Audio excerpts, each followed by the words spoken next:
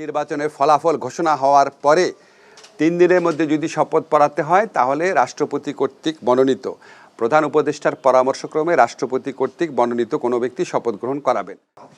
আমাদের বর্তমান সংবিধান অনুযায়ী নতুন যারা সংসদ সদস্য হবেন ইনশাআল্লাহ 12 তারিখে ইলেকশনের পরে তাদের শপথ গ্রহণ করার কথা হচ্ছে স্পিকারের, স্পিকার না থাকলে ডেপুটি স্পিকারের, ওনারা না থাকলে অন্য বিধানও আছে। এখন আমাদের এখানে স্পিকার ডেপুটি স্পিকারের মধ্যে একজন নিখোঁজ, আরেকজন জেলে আছেন, তাদের বিরুদ্ধে গুরুতর কিছু মামলা আছে এবং তারা পদত্যাগও করেছেন, বিশেষ করে স্পিকার। ফলে এই অবস্থায় ওনাদের দ্বারা শপথ গ্রহণ করার কোনো রকম স্কোপ আছে বলে আমি মনে করি না। আমাদের আইনে আছে ওনারা যদি শপথ গ্রহণ করাতে না পারেন তাহলে রাষ্ট্রপতি কর্তৃক মনোনীত অর্থাৎ প্রধান উপদেষ্টার পরামর্শক্রমে রাষ্ট্রপতি কর্তৃক মনোনীত ব্যক্তি শপথ গ্রহণ করাবেন। 1, 2 হচ্ছে 3 দিনের মধ্যে যদি এই শপথটা না হয় তাহলে প্রধান নির্বাচন কমিশনারও শপথ গ্রহণ করাতে পারবেন। এখন এটা সরকারের নীতিগত পর্যায়ের সিদ্ধান্ত, আমি আপনাদের চূড়ান্ত কিছু বলতে পারবো না। তবে আমাদের সামনে দুইটা অপশনই আছে, একটা হচ্ছে রাষ্ট্রপতি কর্তৃক মনোনীত কোনো ব্যক্তি শপথ গ্রহণ করাতে পারেন। ফর এক্সাম্পল, যেমন হয়তো আমাদের প্রধান বিচারপতি হতে পারেন, আর যদি এটা না হয় তাহলে আমাদের যে প্রধান নির্বাচন কমিশনার আছেন উনি শপথ গ্রহণ করাবেন। কিন্তু সেক্ষেত্রে একটা সমস্যা হচ্ছে ওটা 3 দিন ওয়েট করতে হবে। আমরা আসলে ওয়েট করতে চাই না, আমরা নির্বাচন হওয়ার পরে যত দ্রুত সম্ভব শপথ গ্রহণের ব্যবস্থা করতে চাই। রাষ্ট্রপতি নয় কেন?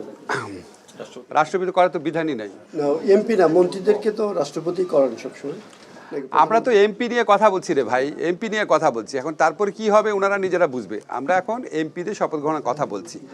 আর এখন আমার এখানে পার্লামেন্ট সেক্রেটারিয়েটে যে আপনার সিনিয়র সচিব আছেন উনি আসবেন, ওনার সাথে কথা বলবো, আইন টাইন দেখবো, তারপরে চূড়ান্ত পর্যায়ে আমি আমাদের মাননীয় প্রধান উপদেষ্টা আছেন ওনাকে আমার অভিমত জানাবো। ধন্যবাদ। হ্যাঁ, এখনই আসবেন উনি। আমি আপনাদের যা বললাম এর বাইরে কোনো কিছু হওয়ার চান্স কম। জি, মানে যত দ্রুত সম্ভব বলছিলেন 3 দিনের কথা বলছিলেন, সেটা তার মানে কি স্যার 3 দিনের ভিতরে রাষ্ট্রপতি মনোনীত প্রধান বিচারপতি করাবেন বিষয়টা কি স্যার? না, সেটা না। আমি আপনাদেরকে যেটা বলছি সেটাই হচ্ছে, এখানে দুইটা অপশন আছে, মানে আবার রিপিট করতে হচ্ছে একই জিনিস। এক হচ্ছে এখানে সাবেক স্পিকার এবং ডেপুটি স্পিকারের শপথ গ্রহণ করানোর কোনো স্কোপ নাই, নাম্বার 1।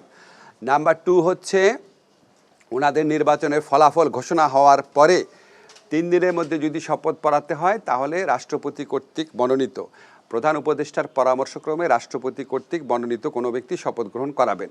সেটা আপনাদেরকে আমি এক্সাম্পল হিসাবে বলেছি, এটা আমাদের বর্তমান প্রধান বিচারপতি রাজি থাকলে উনিও হতে পারেন। আর বলেছি 3 দিনের মধ্যে যদি শপথ গ্রহণ করানো না যায় কোনো কারণে তাহলে এরপরে প্রধান নির্বাচন কমিশনার শপথ গ্রহণ করাতে পারবেন।